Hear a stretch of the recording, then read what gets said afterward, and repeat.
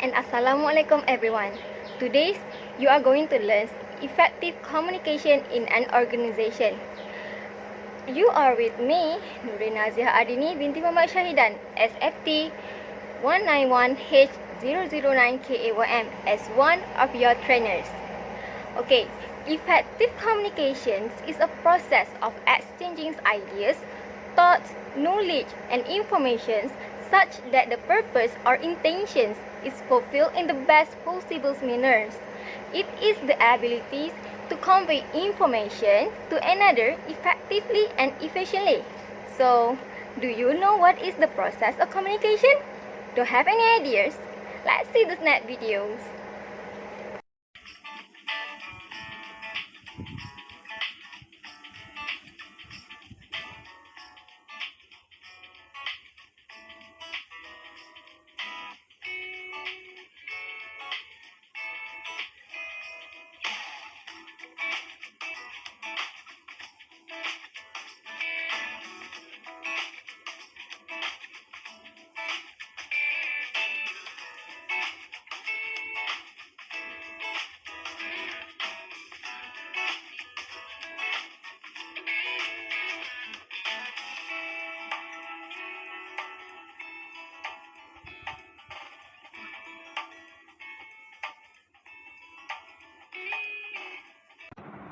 So, what did you get or understand from the previous video? There is one thing in that video that you should notice. Let me give you a hint. Yes, it's a communication through technology.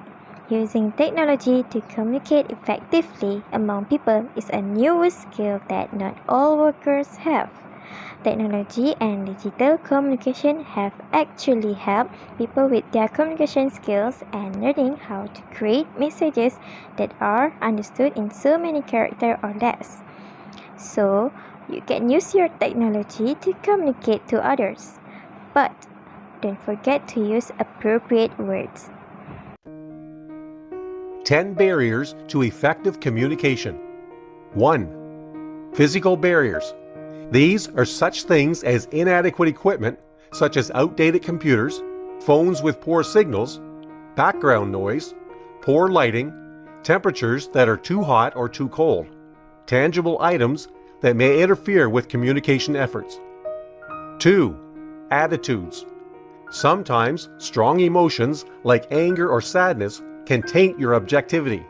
Being extremely nervous, having a personal agenda, or asserting a need to win the argument can make communications less than effective. Such interfering emotions are also known as emotional noise. 3. Language.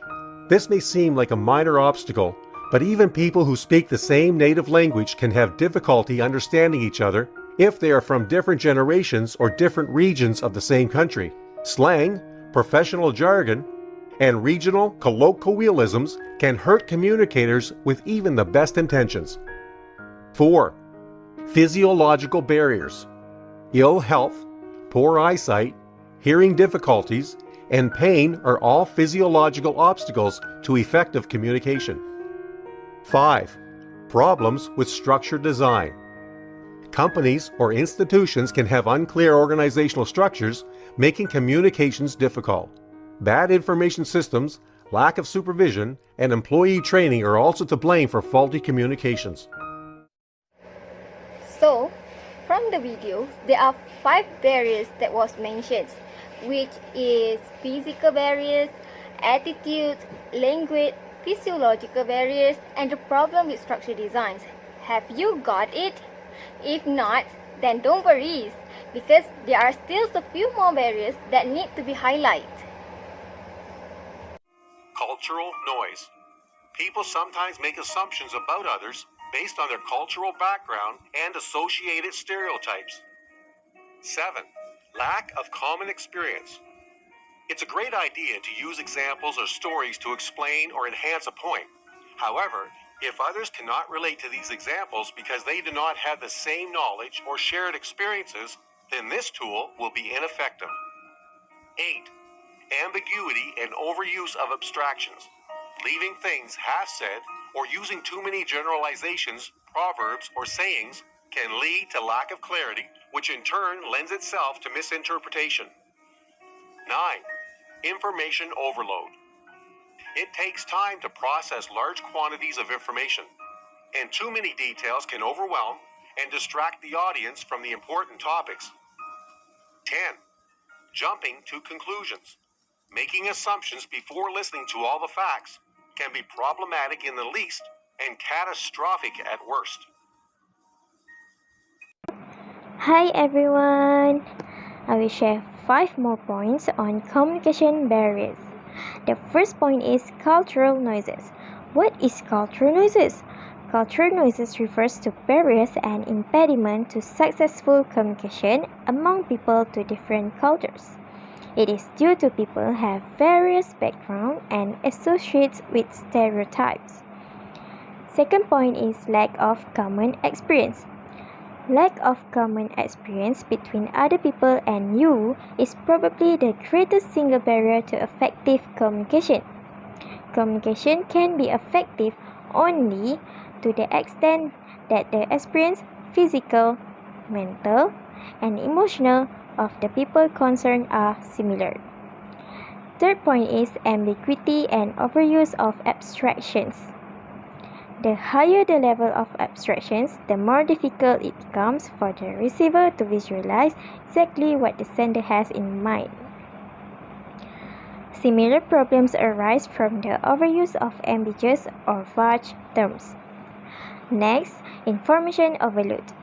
Do you know information overload, also known as infobesity, infoxication, information anxiety, and information explosion, is the difficulty in understanding an issue and effectively making decisions when one has too much information about that issue, and is generally associated with the excessive quantity of daily information.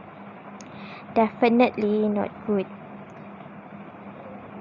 The last point is jumping to conclusion. Do you always judge when people talk to you?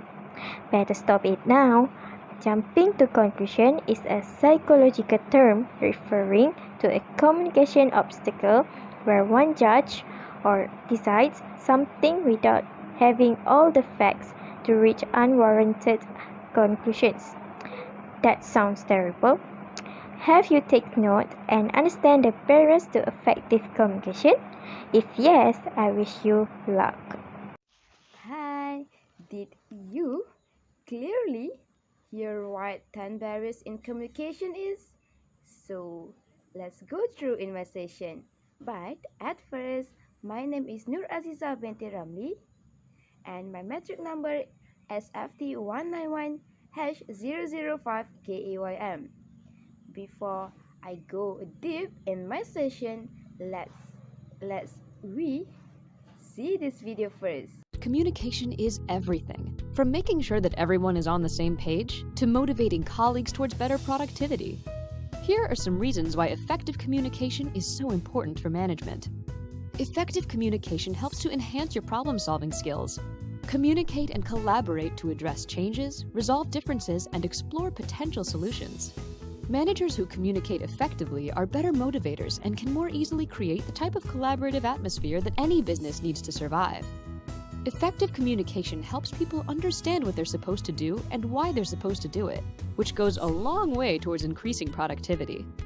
Today's workforce is becoming more globalized by the day, which can be challenging for managers who must work with diverse employees from different places and backgrounds. Communication skills work within the confines of this multicultural, multinational workforce to communicate and achieve the company's goals and objectives.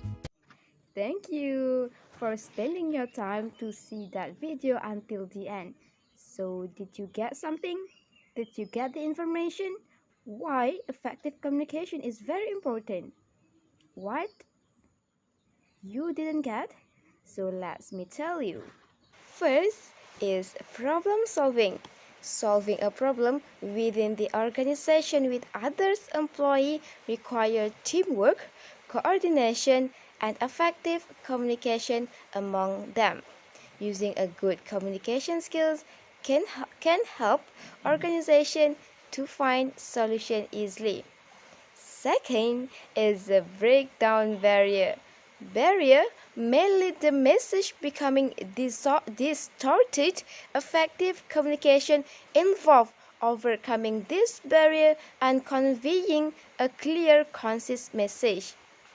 And number 3 is soaring productivity. Effective communication helps to improve employee productivity. Thus, employee will experience increased moral, productivity, and commit if each colleagues use the right way to communicate. Last but not least is number 4, utilizing globalization. Effective communication is important for organization, especially global business. It helps the organization to enter different markets which needs foreign worker. With effective communication, information can be understood them easily among the foreigner worker. As a conclusion, we can conclude that effective communication is important for the development of an organization. This is because a good communication within a team can boost employee morale. It is a key in performing any task and reach organizational goals and objectives.